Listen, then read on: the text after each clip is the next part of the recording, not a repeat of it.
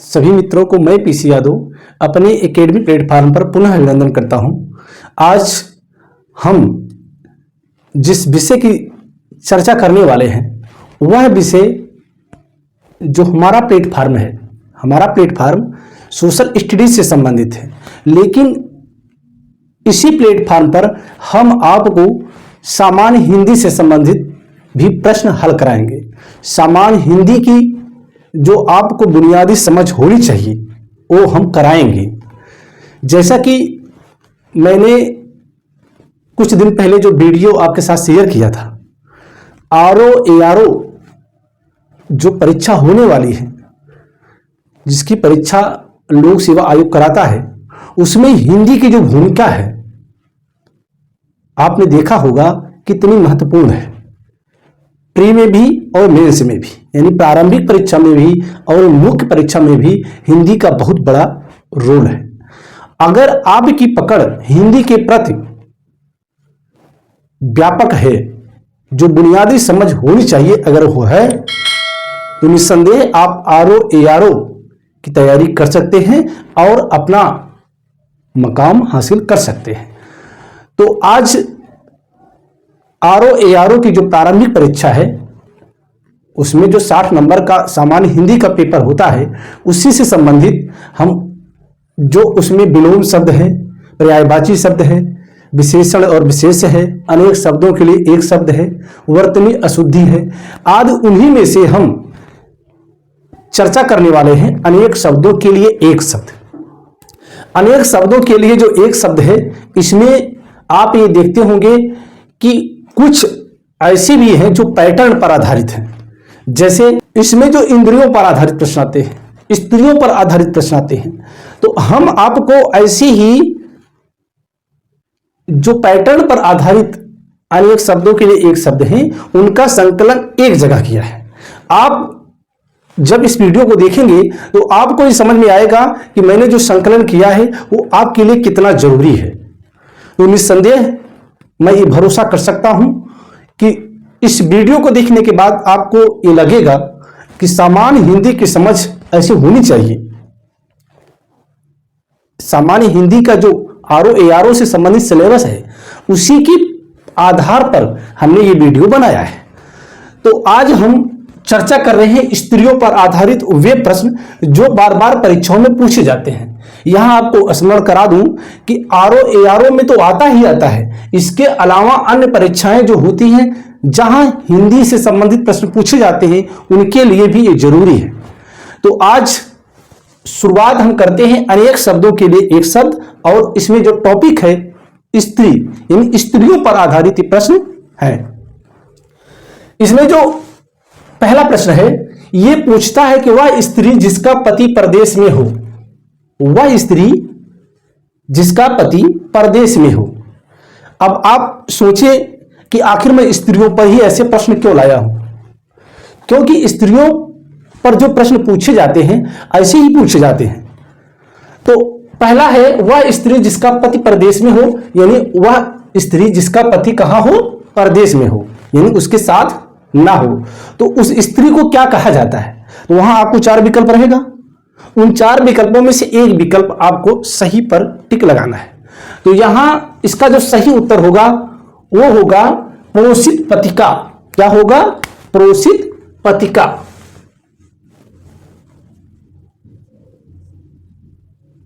प्रोषित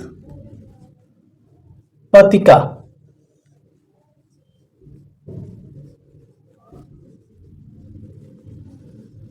यहां प्रोषित का तात्पर्य प्रवास से है। जैसे जब पति प्रदेश में है तो वो प्रवास कर रहा है, यानी कुछ समय बाद तो आएगा लेकिन अभी उसके साथ नहीं है। वो स्त्री जो है, जो वो नायिका है, उसके साथ उसका पति नहीं है। तो वह स्त्री जिसका पति प्रदेश में है वो कहलाएगी प्रोषित पतिका। दूसरा जो प्रश्न है वह यह पूछता है कि वह स्त्री जिसका पति परदेश जाने वाला हो, वह स्त्री जिसका पति परदेश जाने वाला हो, इसका उत्तर क्या होगा? यहां परदेश में है, यहां जाने वाला है। तो इसका सही उत्तर होगा प्रवतस्य पतिका।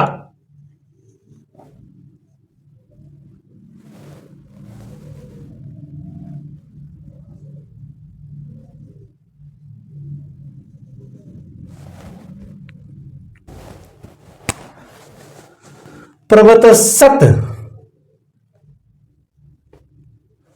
इसका जो उत्तर होगा वह स्त्री जिसका पति परदेश जाने वाला हो, इसका उत्तर होगा प्रवतसत पतिका। और वह स्त्री जिसका पति परदेश में हो, उसका उत्तर होगा पोषित पतिका। अब हम देखेंगे कि वह स्त्री जिसका पति परदेश से आ गया हो, वह स्त्री जिसका पति परदेश से आ गया हो, यानी उसका पति परदेश में नहीं है, वो घर पर आ गया है, तो ऐसी स्त्री को क्या कहा जाएगा? ऐसी स्त्री को कहा जाएगा आगत पतिका। क्या कहा जाएगा? आगत पतिका।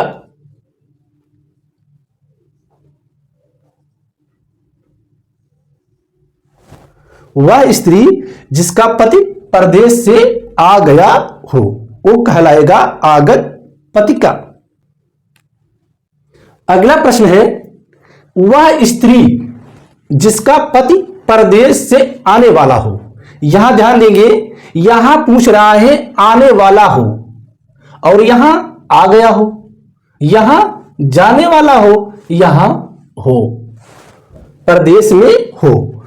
तो यहां पूछ रहा है, ये जो प्रश्न है, वह स्त्री जिसका पति परदेश से आने वाला हो, यानी अभी आया नहीं है, उसका पति परदेश जो रह रहा था वो अभी आया नहीं है, आने वाला है।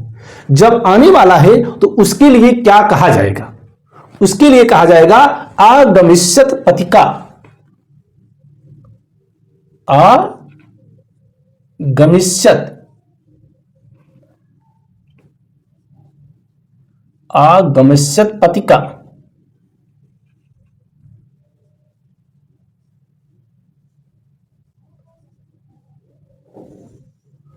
वह स्त्री जिसका पति परदेश से आने वाला हो, वह कहलाएगी स्त्री आगमिष्यत पतिका।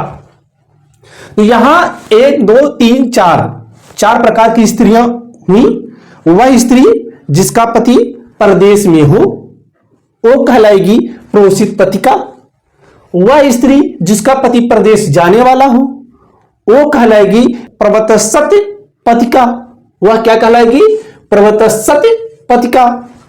और जो तीसरा है, वह स्त्री जिसका पति परदेश से आ गया हो, वह स्त्री जिसका पति परदेश से आ गया हो, वो कहलाएगी आगत पतिका। क्या कहलाएगी? आगत पतिका। और चौथा है, वह स्त्री जिसका पति परदेश से आने वाला हो, वो कहलाएगी आगमिष्यत पतिका। तो इस प्रकार 4 स्त्रियां हुई। अब स्त्रियों पर आधारित और प्रश्न है। ये स्त्रियां वे थी जिनके पति या तो परदेश में थे, या तो आने वाले थे, या तो आ चुके थे, या जाने वाले थे। अब इसमें वह स्त्री जो नवविवाहिता है, नवविवाहिता स्त्री है, उसको क्या कहा जाता है? ऐसी स्त्री जो अभी अभी उसका विवाह हुआ हो, वह किस नाम से जानी जाती है? उसको सामान्य हिंदी की भाषा में क्या शब्द, उपयुक्त शब्द दिया जाता है?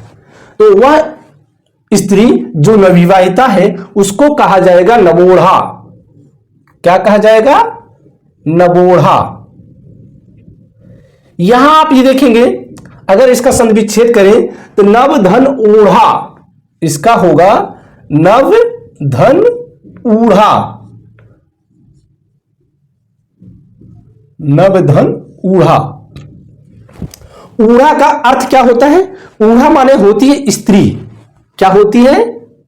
स्त्री।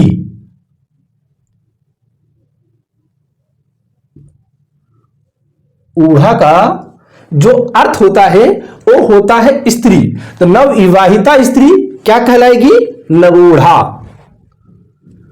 अगला क्वेश्चन है, अविवाहिता स्त्री जो किसी को प्रेम करे। यानी ऐसी स्त्री जिसका विवाह नहीं हुआ है पर वह किसी से प्रेम करे, तो ऐसी स्त्री क्या कहलाएगी? ऐसी स्त्री जिसका विवाह ना हुआ हो और वो किसी से प्रेम करे तो ऐसी स्त्री कहलाएगी अनूढ़ा। क्या कहलाएगी? अनूढ़ा।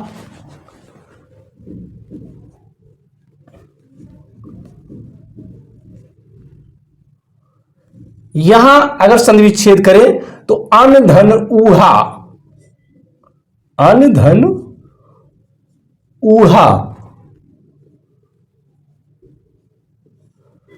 जैसा कि हमने बताया ऊढ़ा माने क्या होता है?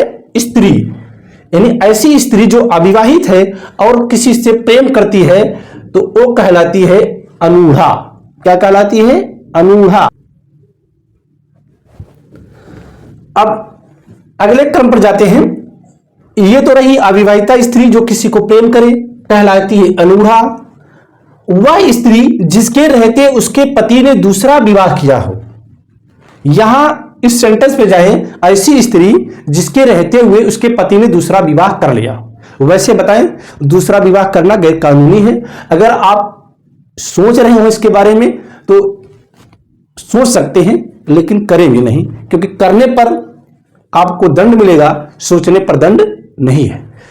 तो आप समझ सकते हैं कि वह स्त्री जिसके रहते उसके पति ने दूसरा विवाह किया हो, यानी अभी वो है दूसरा विवाह कर लिया हो उसके पति ने, तो वह स्त्री क्या कहलाएगी?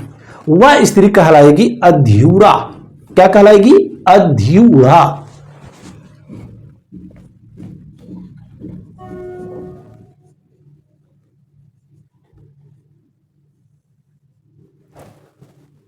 अध्यूरा। इसका संविच्छेद अगर करें तो होगा अधि धन ऊढ़ा। अध्यूरा, अध्यूरा।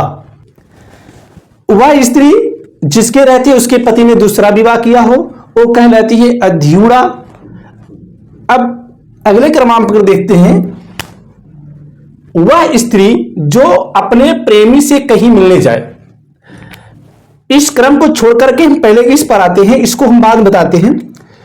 वह नायिका जिसका नायक किसी अन्य स्त्री से प्रेम करे। ये जो प्रश्न है मैंने इसको थोड़ा सम्मानजनक तरीके से लिख दिया है। जो प्रश्न आपसे पूछा जाएगा, जो प्रश्न आता है उसको इस तरीके से पूछा जाता है कि वह स्त्री जिसका पति किसी अन्य स्त्री से मिल करके आया हो। यानी यहां मैंने उसको थोड़ा परिवर्तित कर दिया है, सम्मानजनक शब्दों का प्रयोग किया है। वह नायिका जिसका नायक किसी अन्य स्त्री से प्रेम करे, यानी वो नायिका अभी है, यानी वो स्त्री है, लेकिन उसका जो पति है किसी अन्य स्त्री से प्रेम करे, तो वह स्त्री क्या कहलाएगी? वो कहलाएगी खंडिता। क्या कहलाएगी? खंडिता।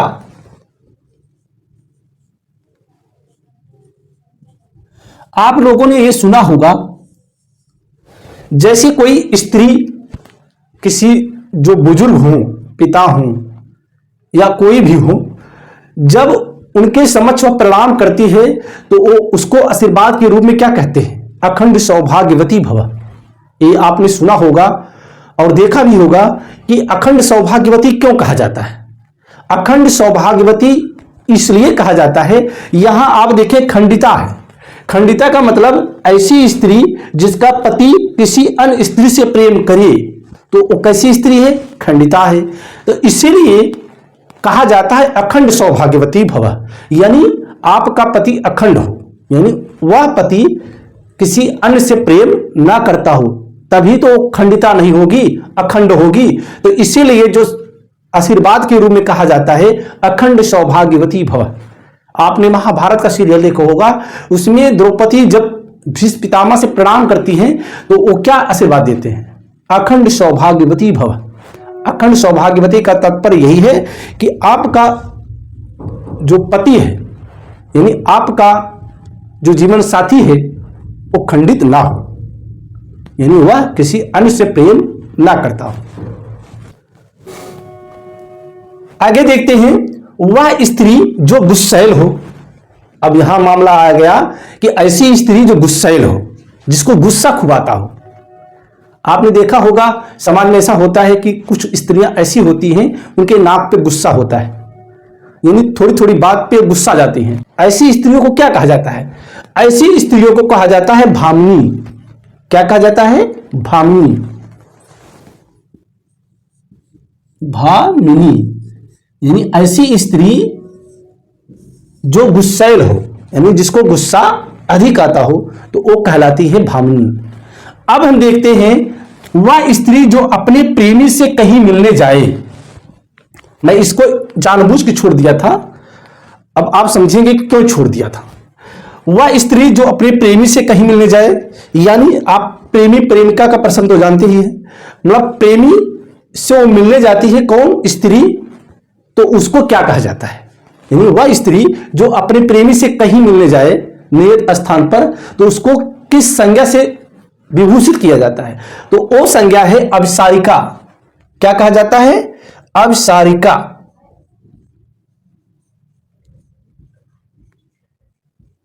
अभिसारिका यानी ऐसी स्त्री जो अपने प्रेमी से कहीं मिलने जाए तो उसको कहा जाता है अभिसारिका। अभिसारिका जो शब्द है ये अभिसार से बना है। किससे बना है? अभिसार से बना है।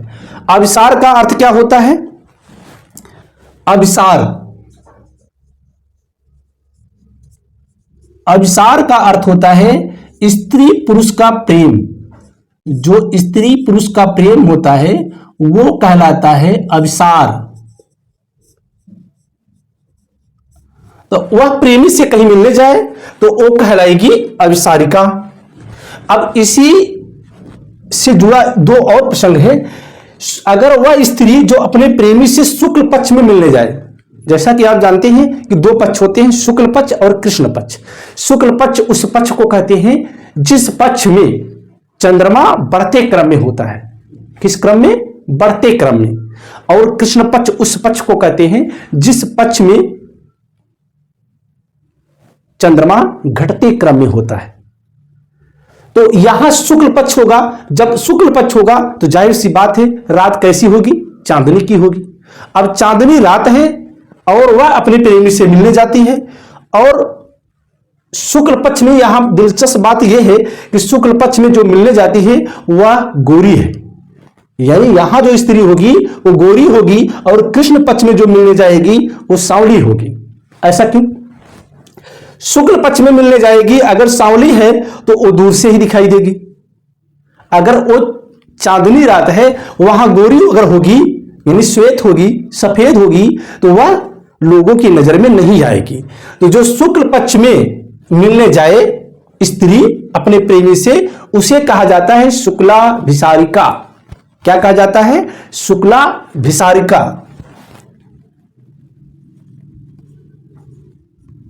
शुक्ला भिसारिका।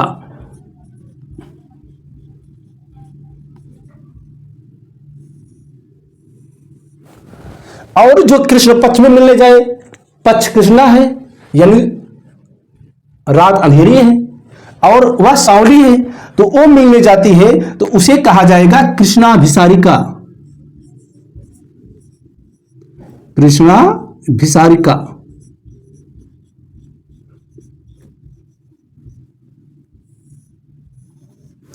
इस प्रकार आपने देखा आज स्त्रियों से संबंधित मैं पहला वीडियो साझा किया। इसके पहले हमारे चैनल पर हिंदी से संबंधित कोई वीडियो उपलब्ध नहीं था। हमने प्रयास किया है, एक प्रयोग किया है। अगर आपको हमारे द्वारा जो प्रोवाइड किया जा रहा है कंटेंट हिंदी से संबंधित अगर मजेदार लगता हो, पसंद आता हो, तो आप कमेंट बॉक्स में जरूर बताएं। ऐसे ही हम सामान्य हिंदी से संबंधित जो RO में पूछे जाएंगे प्रश्न, उनसे संबंधित श्रृंखला लाएंगे और यकीन दिलाता हूं कि आपको वो पसंद भी आएंगे। अभी स्त्रियों से संबंधित मैंने पहला वीडियो बनाया है, इसके बाद जो हमारा सेकंड वीडियो बनेगा वो भी स्त्रियों पर आधारित होगा। तब आप देखेंगे जो स्त्रियों से संबंधित प्रश्न पूछे जाते हैं कहीं से मिस नहीं होंगे। स्त्रियों से संबंधित जो भी प्रश्न आएंगे आप उसको हल करेंगे और आराम से नंबर ले लेंगे। आज की वीडियो का हम यहीं पर समापन करते हैं। अगली बार पुनः हिंदी से संबंधित एक नई वीडियो के साथ उपस्थित होगा। तब तक के लिए जय हिंद। आप अपना ख्याल रखें, स्वस्थ रहें, मस्त रहें। सभी साथियों का मैं पीसी यादव अपने एकेडमी प्लेटफॉर्म पर पुनः अभिनंदन करता हूं। साथियों, जैसा कि आप जानते हैं कि मैं RO ARO स्पेशल के अंतर्गत सामान्य हिंदी से संबंधित जो प्रश्न पत्र प्रारंभिक परीक्षा में पूछे जाते हैं, जो प्रश्न आते हैं, उन्हीं प्रश्नों की सीरीज में हम आपसे पिछला जो वीडियो साझा किया है, उस वीडियो में अनेक शब्दों के लिए एक शब्द से संबंधित टॉपिक था। आज उसी टॉपिक को हम आगे बढ़ा रहे हैं। अनेक शब्दों के लिए एक शब्द, उस टॉपिक में जो हम स्त्रियों से संबंधित प्रश्न हल करा रहे थे, आज उसी कड़ी का एक दूसरा वीडियो है। इसमें भी स्त्रियों से संबंधित ही प्रश्न हैं।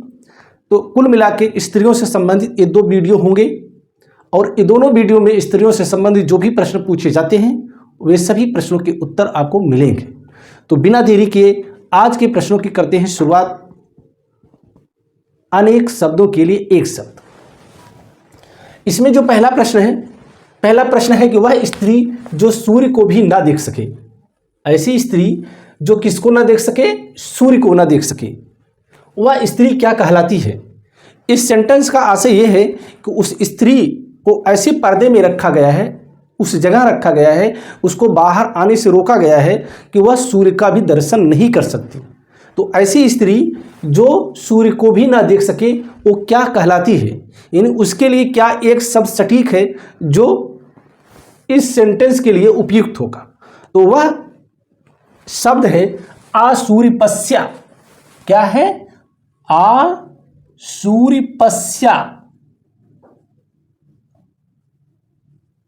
आसूर्यपस्या यानी ऐसी स्त्री जो सूर्य को भी ना देख सके, वो कहलाती है आसूर्यपस्या। अब देखते हैं नंबर 2, जिस स्त्री के एक ही संतान होकर फिर कोई संतान ना हुई हो। यानी ऐसी स्त्री जिसके एक संतान तो हो गई, फिर उसके बाद कोई संतान नहीं हुई, तो ऐसी स्त्री क्या कहलाएगी? उसके लिए क्या एक शब्द होगा? उसके लिए जो सही उत्तर होगा वो होगा काकबंध्या। काकबंध्या।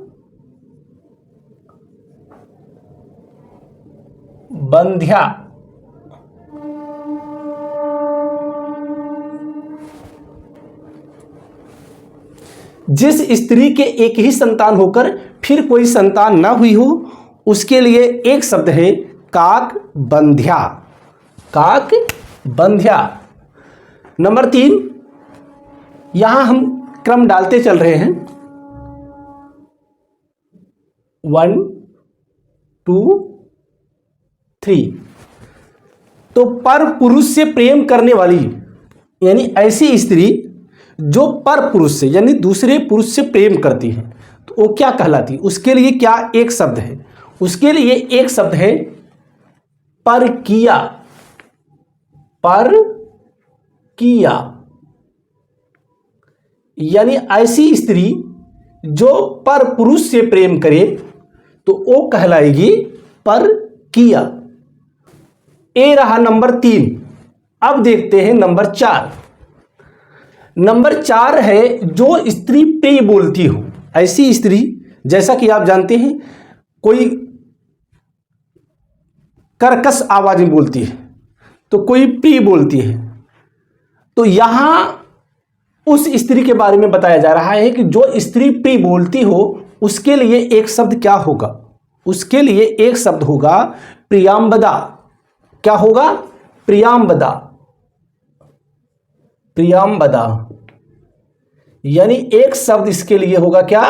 प्रियांबदा। जो स्त्री प्रिय बोलती हो वो कहलाती है प्रियांबदा। नंबर 5 देखते हैं, वह स्त्री जिसे पति ने त्याग दिया है। ऐसी स्त्री जिसको उसके पति ने त्याग दिया है, वह स्त्री क्या कहलाती है? वह स्त्री क्या कहलाएगी जिसको उसके पति ने त्याग दिया है? सोचिए, उसका सही उत्तर होगा परित्यक्ता। परित्यक्ता। जो परित्यक्ता होती है, जो परित्यक्ता स्त्री होती है उसको उसके पति ने त्याग दिया है, यानी ऐसी स्त्री जिसे उसके पति ने त्याग दिया है वो कहलाएगी परित्यक्ता। परित्यक्ता। जैसा कि आप जानते हैं कि जिसका पति मर चुका हो तो वो क्या कहलाएगी? विधवा। जिसका पति मर चुका हो वो कहलाएगी विधवा, और जिसका पति उसको त्याग दिया हो वो कहलाएगी परित्यक्ता। नंबर 6 क्या है? जिस स्त्री का भाग्य अच्छा हो, यानी ऐसी स्त्री जिसका भाग्य अच्छा हो, यानी अच्छे किस्मत वाली हो, अच्छे भाग्य वाली हो, तो वह स्त्री क्या कहलाएगी? वह स्त्री कहलाएगी शुभगा। क्या कहलाएगी? शुभगा। ऐसी स्त्री जिसका भाग्य अच्छा हो वो कहलाएगी शुभगा। अब देखते हैं नंबर 7। जिस स्त्री के पुत्र पति ना हो, यानी ऐसी स्त्री जिसके न तो पुत्र हो न तो पति हो, वो क्या कहलाएगी? उसके लिए सटीक शब्द क्या होगा? उसके लिए सटीक शब्द होगा अवीरा। अवीरा, यानी ऐसी स्त्री जिसके न तो पुत्र है न तो पति है, वह स्त्री कहलाएगी अवीरा। अब आपके दिमाग में ये भी चल रहा होगा कि आखिर जिसके पति और पुत्र दोनों हों वो क्या कहलाएगी? ऐसी स्त्री जिसके पुत्र भी हो पति भी हो वो क्या कहलाएगी? इसका सही उत्तर क्या होगा? नंबर 8 देखते हैं। जिस स्त्री के पुत्र पति हों, यहां आपने देखा कि ऊपर की जो लाइन थी, जिस स्त्री के पुत्र पति ना हो वो कहलाती है अवीरा, और जिस स्त्री के पुत्र पति हों तो वो क्या कहलाएगी? वो कहलाएगी पुरंदरी। क्या कहलाएगी? पुरंदरी। यानी ऐसी स्त्री जिसके पति भी हो और पुत्र भी हो वो कहलाएगी पुरंदरी, और जिसके पति और पुत्र ना हो वो कहलाएगी अवीरा। ध्यान देंगे दोनों में अंतर, यानी जिसके पुत्र और पति होंगे वो कहलाएगी पुरंदरी, और जिसके पुत्र और पति ना हो वो कहलाएगी अवीरा। अब देखते हैं नंबर 9। बहुत दिन पहले ब्याही स्त्री, यानी ऐसी स्त्री जिसका विवाह बहुत पहले हो चुका हो वो क्या कहलाएगी? अभी पिछले वीडियो में मैंने चर्चा किया था कि जिसका अभी अभी विवाह हुआ हो वो क्या कहलाएगी? वो कहलाएगी नवोढ़ा। लेकिन यहाँ प्रश्न ये है कि बहुत दिन पहले ब्याही स्त्री क्या कहलाएगी? यानी ऐसी स्त्री जिसका विवाह बहुत पहले हो चुका है वो क्या कहलाएगी? वो कहलाएगी प्रौढ़ा। क्या कहलाएगी? प्रौढ़ा।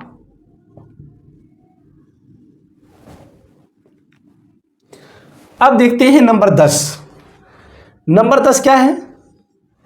नंबर 10 चंचल आंखों वाली स्त्री। चंचल आंखों वाली स्त्री, इसका सही उत्तर क्या होगा? इसका उत्तर होगा लोलाच्छिका। लोलाच्छिका। चंचल आंखों वाली स्त्री क्या कहलाएगी? लोलाच्छिका। यानी ऐसी स्त्री जिसकी आंखें चंचल है वो कहलाएगी लोलाच्छिका। नंबर 11। नंबर 11 अगर देखते हैं तो यहां लिखा है वीर पुत्र को जन्म देने वाली, यानी ऐसी स्त्री जो वीर पुत्र को जन्म दे रही है तो वो क्या कहलाएगी? यानी वीर पुत्र को जन्म देने वाली किस नाम से जानी जाएगी? वो जानी जाएगी वीर प्रसू के नाम से। वीर प्रसू। वीर प्रसू। नंबर 12। नंबर 12 में क्या है? विरह में जलने वाली स्त्री। विरह में कौन जलता है? ऐसी स्त्री जिसका पति उसके पास नहीं है, तो वह विरह में जलती है। यहाँ विरह का तात्पर्य दुख है। तो विरह में जो जलने वाली स्त्री होती है वो कहलाती क्या है? वो कहलाती है विरह विदग्धा। क्या कहलाती है? विरह विदग्धा। ऐसी स्त्री जो विरह में जल रही है वो कहलाती है विरह विदग्धा। विरह विदग्धा। नंबर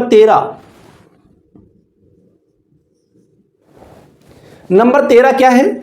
मृग के समान आंख वाली। यहां आपने देखा था चंचल आंखों वाली स्त्री क्या कहलाती है? लुलाच्छिका।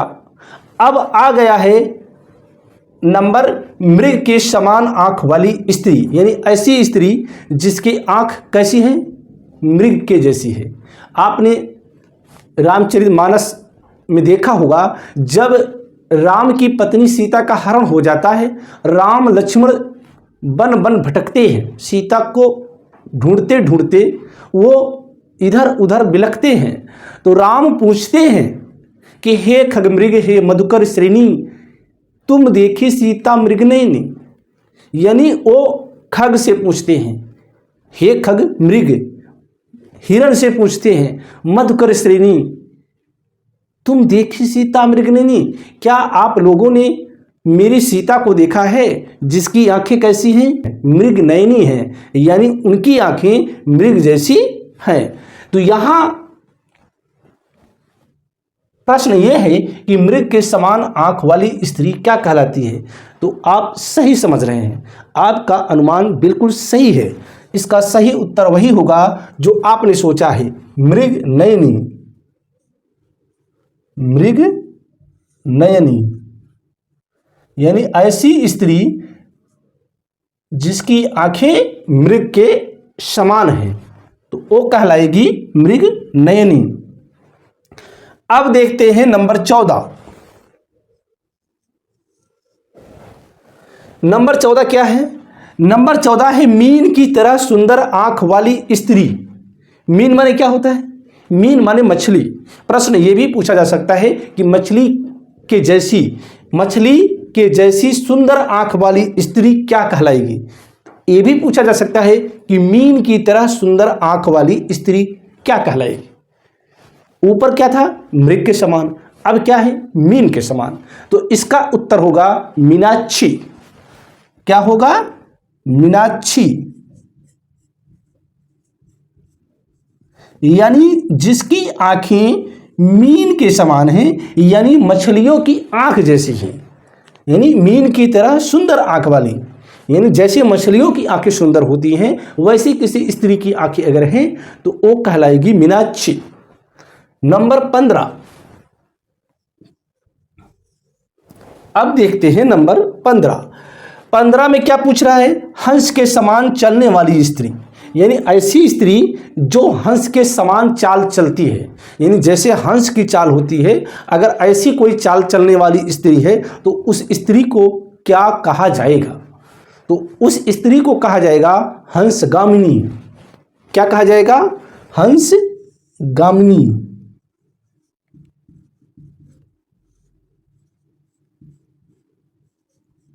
हंसगामिनी यानी ऐसी स्त्री जिसकी चाल कैसे है? हंस के समान है। हंस के समान चाल चलने वाली स्त्री कहलाएगी हंसगामिनी। नंबर 16। नंबर 16 क्या है? हाथी के समान मंद गति से चलने वाली स्त्री। यानी ऐसी स्त्री जिसकी चाल हाथी के जैसी है। जैसे हाथी बड़ी मंद गति से चाल चलती है, यानी हाथी जब चलती है तो बहुत तेजी से नहीं चलती, उसकी चाल कैसी है? मंद गति से। यानी हाथी के समान मंद गति से चाल चलने वाली, मंद गति से चलने वाली स्त्री क्या कहलाएगी? वो कहलाएगी, सही पकड़े, गजगामिनी। इसका सही उत्तर होगा गजगामिनी। यानी हाथी के जैसी मंद गति के समान चाल चलने वाली स्त्री कहलाएगी गजगामिनी। नंबर 16। आप पहुंचते हैं नंबर 17। नंबर 17 क्या है? ऐसी कन्या जिसके विवाह का वचन दिया गया हो। ऐसी कन्या जिसके विवाह का वचन दे दिया गया हो वो क्या कहलाएगी? इसका सही उत्तर होगा वाग्दत्ता। वाग्दत्ता,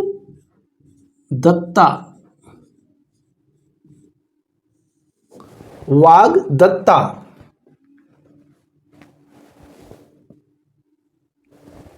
नंबर 18, नंबर 18 में क्या पूछा है? वह लड़की जिसका विवाह होने को है, यानी ऐसी लड़की जिसका विवाह होने वाला है वो क्या कहलाएगी? वो कहलाएगी वैवाहिकी। क्या कहलाएगी? वैवाहिकी।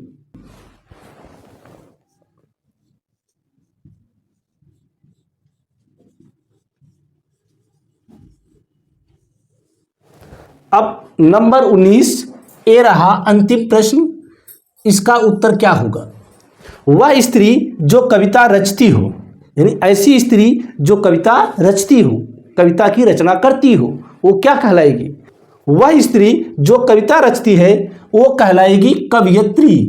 यहाँ आपको ये बता दी, ये जो कवयित्री शब्द है ये वर्तनी की दृष्टि से भी प्रश्न बनता है। जैसे जो पुरुष होता है वो कहलाता है कवि, और स्त्री जब है कविता की रचना करती है तो वो कहलाएगी कवियत्री। अमूमन होता है हम कवि से कवयित्री बना देते हैं, यानी जब स्त्री में लिखते हैं, स्त्रीवाची में लिखते हैं तो इसको हम ऐसे लिख देते हैं कवयित्री।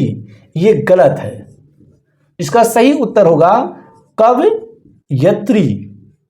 ये सही उत्तर है, यानी वर्तनी की दृष्टि से ये सही है। जो वर्तनी की दृष्टि से संबंधित हम आपको वीडियो साझा करेंगे तो उसमें बताएंगे कहाँ कहाँ से हम मिस्टेक करते हैं, गलतियाँ करते हैं। तो कवयित्री कौन होती है? वह स्त्री जो कविता रचती हो। तो इस प्रकार आपने देखा स्त्रियों से संबंधित आज हमने 19 प्रश्नों को हल किया। ये 19 प्रश्न और इसके पहले का जो वीडियो था दोनों को मिला देंगे तो हो जाएगा लगभग 29-30 प्रश्न। जो स्त्रियों से संबंधित प्रश्न पूछे जाते हैं आपको इन्हीं में से पूछे जाएंगे। अगर आप इन दोनों वीडियो को देख लेंगे और थोड़ा रिवीजन कर लेंगे तो स्त्रियों से संबंधित जो भी प्रश्न आते हैं वो स्किप नहीं होंगे और कहीं से भी गलत नहीं होंगे। तो आज का वीडियो यहीं पर समाप्त करते हैं। अगर ऐसी ही वीडियो आप चाहते हैं कि हम सामान्य हिंदी से संबंधित ऐसी ही वीडियो आपके साथ और साझा करें तो प्लीज़ चैनल को सब्सक्राइब करें, लाइक करें और अपने दोस्तों के बीच में शेयर करें। जय हिंद।